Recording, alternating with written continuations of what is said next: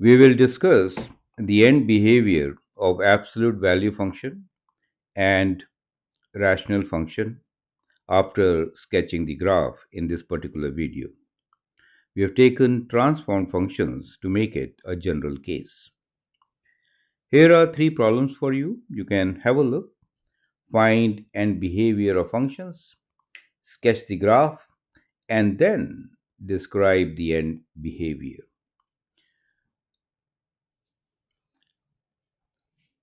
I am Anil Kumar.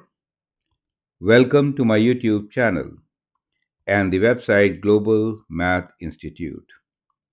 In case you want to learn directly from me, feel free to send an email on globalmathinstitute@gmail.com. Our students are right there on the top, getting admission to the best universities, even with scholarship. So now let's understand the concept. How do we sketch the graph and how do we write the end behavior? To sketch graph, you could adopt one of the two strategies. One is transform functions,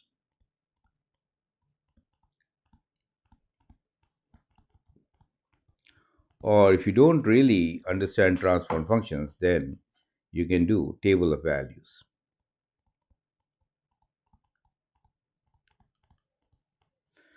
Once you sketch the function, after that, you can write end behavior, which really means what?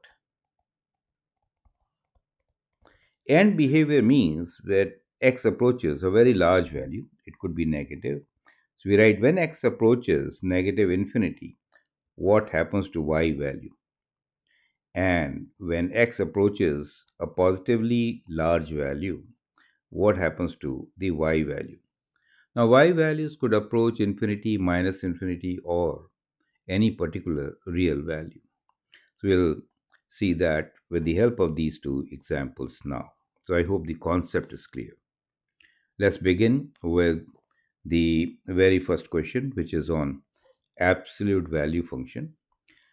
Now, it is absolute value of x plus 3 minus 1 means this absolute value function has been translated 3 units left and 1 down, right? So this particular vertex is at minus 3 minus 1, correct? And then you can draw kind of a straight line moving up towards the left and towards the right diagonally, right? So if you use transformations, we know the absolute value function has been shifted with the vertex minus 3 minus 1. So we have 1, 2, 3, minus 3, right? And then minus 1. And then it goes diagonally, right? So it goes diagonally up, as you can see here, I'm drawing. So 1 unit diagonally up. So that is how this absolute value function will look like. The alternate way, of course, is that you can make a table of values substituting x values as, since we have the vertex at minus 3, it's a good idea to take values like minus 5, minus 4, minus 3, minus 2, minus 1, 0, and so on, right? So continue, and for each calculate the value for h of x. So I've written y here, but since the function name is h of x, it's a good idea to write h of x, correct? So when you substitute minus 5 here, minus 5 plus 3 is minus 2, absolute value is 2, 2 minus 1 is 1, correct? So you can see that at minus 5 we have a value which is 1, correct? If I substitute minus 4 here, I get 1 minus 1 which is 0, and that is also the x-intercept. Likewise, we can plot these points, connect them, uh, and then get the graph. So that is the first part. And so you understand how do we sketch the graph of absolute value function. Well, at this stage, most of the students really know how to sketch it. Anyway, now let's look into the function. What happens when x approaches negative infinity? or when x approaches positive infinity. When x approaches negative infinity, right, this arrow is going towards negative infinity, it is becoming more and more positive.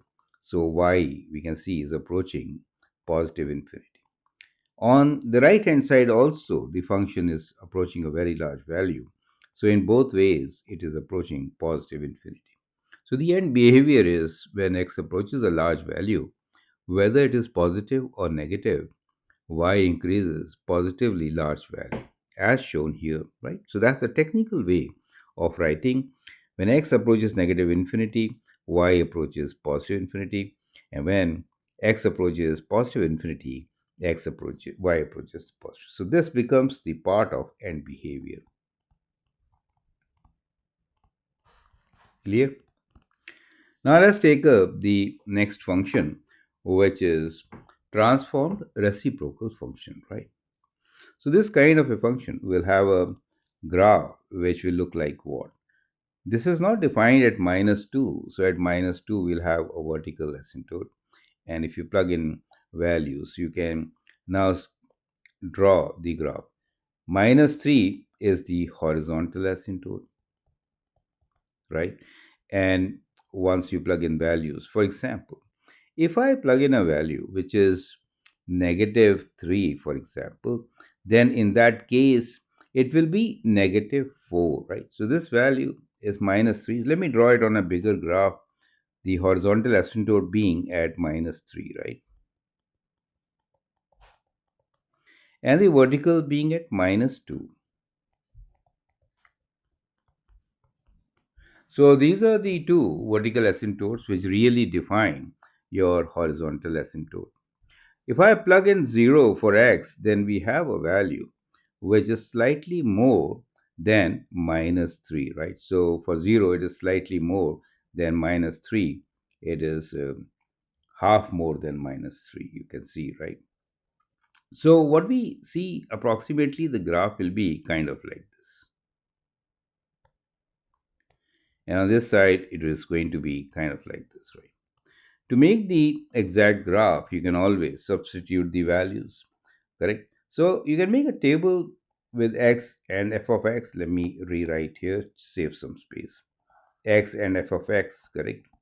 And it's a good idea to take values of x since we have vertical asymptote at minus 2, at least at minus 4, right? Minus 3.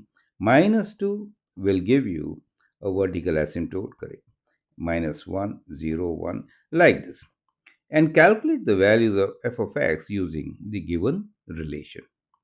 So, what you notice here is that when x approaches negative infinity and when x approaches positive infinity, what really happens? Well, in both sides, we see that the function approaches y equals to minus 3. So, y approaches minus 3 in both the cases, right? However, there's one special way you could represent. On the left side, it is slightly less than minus 3. So we write on top negative. And on the right hand side, it is approaching from above. We write this plus. So plus indicates from above. Makes sense, right? And this is from below. You get the idea. So being more specific is very important. You can see here that the y value which it is approaching is also known as horizontal asymptote. So we have a horizontal asymptote here, which is y equals to minus 3. We also have a vertical asymptote as we defined earlier as x equals to minus 2. So, along with how do we sketch the graph, how do we write end behavior, we can also get many other characteristics of this particular function. As you can see, the function is always decreasing. It's never increasing in its domain, right? So decreasing interval is from minus infinity to minus 3 and from minus 3 to plus infinity, right? Increasing and decreasing intervals will take up separately in the next video. However, for all these questions, try to write as many characteristics as possible just to understand the concepts. I hope it makes a lot of sense. Feel free to write your comments, share your views. If you like and subscribe to my videos, it'd be great. Thanks for your time and all the best.